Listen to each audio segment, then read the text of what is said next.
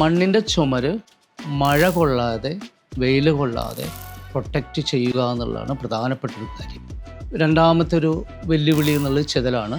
ഈ ചെതൽ നമുക്ക് വീട് പണി കഴിഞ്ഞ ശേഷം ഫ്ലോറിന് മുമ്പ് നമുക്ക് ചെതലിൻ്റെ ട്രീറ്റ്മെൻറ്റ് നടത്തിയാൽ ഒരു പരിധി വരെ കുറേ കാലത്തേക്ക് ചെതലിനെ അകറ്റി നിർത്താം. നമ്മൾ ഉപയോഗിക്കുന്ന മണ്ണ്, അതിൻ്റെ ഒരു സെലക്ഷൻ വളരെ പ്രധാനമാണ്. ഇതിൽ സാധാരണ നമുക്ക് ഈ പാടത്ത് കാണുന്ന ക്ലേ ആണ് ഉപയോഗിക്കുന്നത് എന്നുള്ളൊരു തെറ്റിദ്ധാരണ എല്ലാവർക്കും ഉണ്ട്. അതല്ല, ഈ മണ്ണ് നമുക്ക് നാട്ടിൻപുറത്ത് കാണുന്ന മണ്ണ് തന്നെയാണ് ഇതിൽ ഉപയോഗിക്കുന്നത്. അതിൻ്റെ ഉള്ളിൽ കിടക്കുന്ന ഇലകൾ, അങ്ങനെ വലിയ വലിയ കല്ലുകളൊക്കെ എടുത്ത് മാറ്റി അതിൻ്റെ ഒരു ക്ലേ കണ്ടൻറ്റ് ഒന്ന് നോക്കണം. ഒരു 25% മേലെ പോവാതെയും 15% താഴെ പോവാതെയുള്ള അത്തരത്തിലുള്ള മണ്ണ് ഉപയോഗിച്ചിട്ടാണ് ഇത്തരത്തിലുള്ള വീടുകൾ.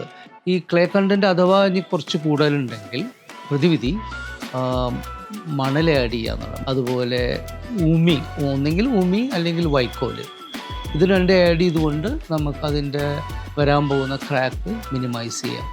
പിന്നെ പലരും സിമൻറ്റ് ഇതിൻ്റെ ഉള്ളിൽ ആഡ് ചെയ്യുന്നുണ്ട്. ആഡ് ചെയ്യുന്നത് എപ്പോഴും നല്ലതാണ്. സിമൻറ്റ് അല്ലെങ്കിൽ ലൈമിൻ്റെ ഒരു ഉപയോഗമൊക്കെ കുറവാണ്. ഇപ്പോൾ അതിൻ്റെ പ്രൊഡക്ഷൻ കുറഞ്ഞു വരികയാണ്. അപ്പോൾ നമുക്ക് ഈസിലി അവൈലബിൾ ഒരു മെറ്റീരിയൽ നിലയ്ക്ക് സിമൻറ്റ് നമുക്ക് ആഡ് ചെയ്യാം. അത് ചിലർ 5% to 10% വരെ ആഡ് ചെയ്യും.